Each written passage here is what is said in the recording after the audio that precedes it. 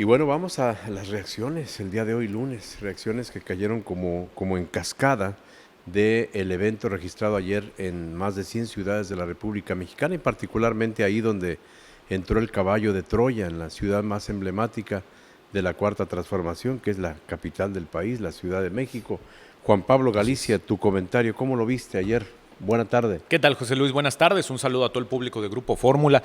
Pues fíjate, la verdad es que las imágenes no mienten en ese sentido, digamos. Sabemos que en particular en las redes sociales, pero también en los discursos hoy del presidente de la República en su conferencia matutina, también por supuesto en los discursos de las personas que se han querido colgar esta medalla, porque ya salieron incluso de los partidos políticos de la oposición, pues a pretender presumir que esa convocatoria tiene algo que ver con ellos. Pero la verdad es que las imágenes que se pueden ver del Zócalo capitalino, del Zócalo de la Ciudad de México, la Plaza de la Constitución, llena, como se ha visto llena en otras ocasiones, por ejemplo, convocadas también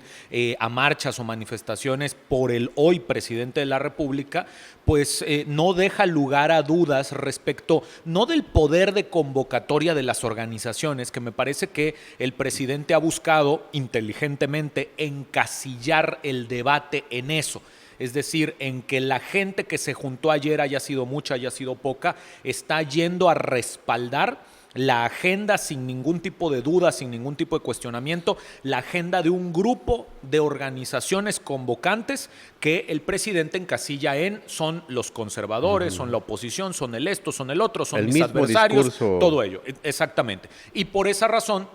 es que al presidente le conviene mucho marcar estas dos cuestiones. Primero, el que son todos del mismo saco, o más bien puedo meter a todos en el mismo saco, están con la agenda de los conservadores, están con De la Claudio agenda de X los fifís, a González, Claudio X etcétera. González, etcétera. Y por supuesto, por el otro lado, le pega también en la parte de tuvieron una convocatoria de 90,000 personas, dice el presidente de la República, ¿no? Que lo cierto es que 90,000 personas no alcanzan a llenar el Zócalo de la Ciudad de México como se vio lleno Sí. inclusive en una página web que no tiene nada que ver con el gobierno de la Ciudad de México, ni con el gobierno federal, ni con los partidos de oposición, como es Webcams de México, que para la gente que nos escucha y que seguramente se ha dado una vuelta por el internet en los últimos días o en los últimos años, sabrá que Webcams de México de repente tiene acceso a estas webcams que están instaladas en varias plazas del país, y allí se pudo ver en tiempo real, sin Photoshop, sin absolutamente ningún Un tipo de pastel edición. rebozado. Exacto, cómo se fue llenando la Plaza de la Constitución,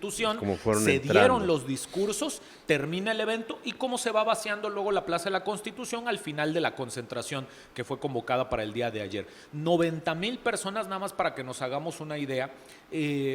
vaya, son las personas que a lo mejor alcanzan a llegar a un concierto en uno de los cuadrantes quizás de la Plaza de la Constitución. 90, 100,000 personas son las que alcanzan allá. Los convocantes, las organizaciones convocantes hablan de 500,000 personas, medio millón de personas. Búscale Y un me punto parece, medio, 350, claro, 400, y ¿no? me parece, digamos, hasta eso bastante sensato que ellos estén tirándole a 500,000 personas, porque se ha dicho mucho que el Zócalo se llena con 1,000,000 de personas. Pero la verdad es que si vemos también las imágenes, insistiendo con esta cuestión de hacer honor a la verdad, si vemos las imágenes de la webcam que veía en tiempo real cómo se iba llenando, por supuesto que había mucha gente llenando la Plaza de la Constitución, pero se podía circular, la gente podía, digamos, caminar, se veían por supuesto las banderas, se veían los membretes, los distintos grupos que iban pasando y placeándose por allí,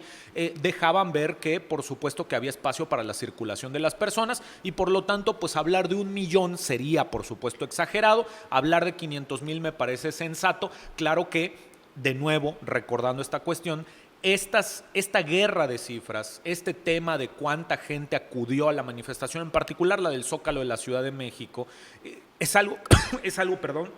que a quien le conviene es al presidente de la República, porque la verdad es que esta convocatoria fue atendida por muchas personas, muchas familias, muchas personas a título individual, académicos, incluso decíamos partidos políticos que se están queriendo colgar esa medalla, que más bien lo que están buscando es que escuche quien tiene que escuchar. La manifestación del año pasado, José Luis, la que fue más bien en Paseo de la Reforma, con el Ángel de la Independencia como el escenario en el que se vio justo toda esa columna de personas llenando la avenida Paseo de la Reforma, Esa manifestación era para decirle al PRI de Alejandro Moreno Cárdenas, que no se dejara vencer, que no le entregara sus votos a Morena y al presidente de la República para pasar la reforma constitucional. Después saldría Alejandro Moreno Cárdenas a celebrar casi como propia la victoria, cuando en realidad esa manifestación del año pasado fue justamente para jalarle las orejas al priismo y para jalarle las orejas al propio Alito. Esta del día de ayer, domingo 26 de febrero, fue más bien ahora para respaldar al INE, sí, pero también para que ahora el llamado de atención sea la Suprema Corte de Justicia de la Nación. ¿Y ahí qué sigue? Porque la reforma ya pasó. Ahora lo que sigue, José Luis, es un tema delicado en el que muchas personas que entienden de derecho seguramente sabrán a lo que nos referimos cuando hablamos un poquito de los tiempos en los que entra en vigor la reforma. Ya fue aprobada por el Senado de la República lo que faltaba del Plan B, ya se aprobó, pero aún no ha sido publicado en el Diario Oficial de la Federación. A estas alturas, hoy lunes todavía, en el momento en el que estamos diciendo esto, no se ha publicado en el Diario Oficial de la Federación la reforma, el llamado Plan B en materia electoral del presidente, que son reformas a leyes secundarias. Se tienen que publicar y tienen que entrar en vigor para que puedan ser controvertidas ante la Suprema Corte de Justicia de la Nación, ya sea con acciones de inconstitucionalidad por parte de algún órgano autónomo o por parte incluso también de una tercera parte del Congreso de la Unión, ya sea alguna de las dos cámaras en el Congreso de la Unión. Pero mientras no se publique y el presidente de la República no la ha publicado en el diario oficial, no pueden entrar en vigor, no se pueden supone que era hoy, ¿no? Se suponía, ese era el rumor durante el fin de semana, que finalmente hoy se iban a publicar. Habrá que ver si en una edición vespertina del Diario Oficial ya finalmente entran en vigor. Les gustan las sorpresas también. Les gustan las sorpresas a la Federación, pero además me imagino también, y esto es especulación de mi parte, por supuesto, pero me imagino también que en el propio gobierno federal y en el equipo jurídico que lo tiene el presidente de la República, deben estar esperando también un tiempo ideal, si es que lo existe, para que entren en vigor estas reformas, pensando en que ya está activa la campaña en Coahuila y en el Estado de México, que son dos elecciones importantes y que muy seguramente ya no entran en este formato. No deberían. De hecho, lo que el ministro, lo que el ministro Silva, no fue el ministro Silva Mesa, Dayan. lo que el ministro Pérez Dayán, gracias. Sí. Lo que el ministro Pérez Dayán, al admitir el primer bloque de las reformas del llamado Plan B, mencionaba era eso, que no debían de poder aplicar, pero pues eso es algo que va a determinar todavía la Corte, que va a determinar el propio tribunal en el momento que le caiga también este tema, y con estas otras reformas, con estas otras leyes que también han sido modificadas, pues se tendrá que esperar a que haya una decisión por parte del Poder Judicial para ver si van a aplicar o no van a aplicar, y también para ver qué tan rápidamente se somete a votación, si hay alguna inconstitucionalidad de parte de alguna o de todas las reformas que están incluidas en este llamado Plan B. Cosío, quien fue uno de los oradores en la marcha de ayer en el Zócalo de la Ciudad de México, hablaba, por ejemplo, de que él espera que se declare inconstitucional, si no toda la reforma del llamado Plan B, por lo menos parcialmente se declara inconstitucional algunas cuestiones. Por supuesto, hay temas allí, habrá que ver a qué le está tirando también el propio Cosío, él que formó parte de la Suprema Corte y que sabe justamente cómo se puede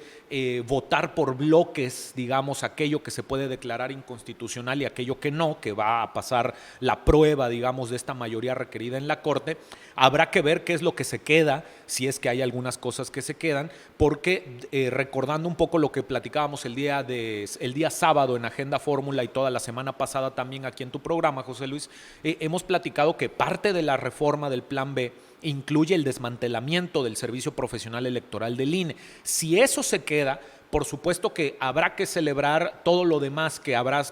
en el hipotético caso se ha declarado inconstitucional, pero si lo que permanece es el desmantelamiento del Instituto Nacional Electoral a través de eliminar al Servicio Profesional Electoral, pues será una victoria muy pírrica para la oposición, para la ciudadanía en términos generales, porque pues estamos hablando de que de todas maneras el INE se va a quedar sin brazos y se va a quedar, pues digamos, a la intemperie y a su suerte a la hora de querer organizar una elección, ya no se diga como la de Coahuila y el Estado de México, que son este año y que por supuesto son importantes en términos del recurso humano que se requiere para movilizar a pues, todas las casillas y el material electoral en el estado más poblado de nuestro país, que es el Estado de México,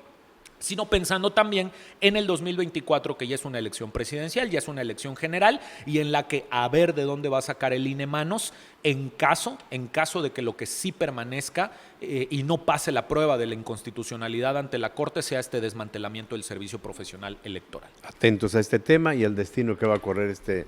llamado Plan B. Gracias, Juan Pablo. Muchas gracias, José Luis. Gracias a todo el público de Grupo Fórmula. Excelente inicio de semana para todas y todos. Estamos en @JPGalicia en todas las redes sociales para quien quiera seguir con la conversación.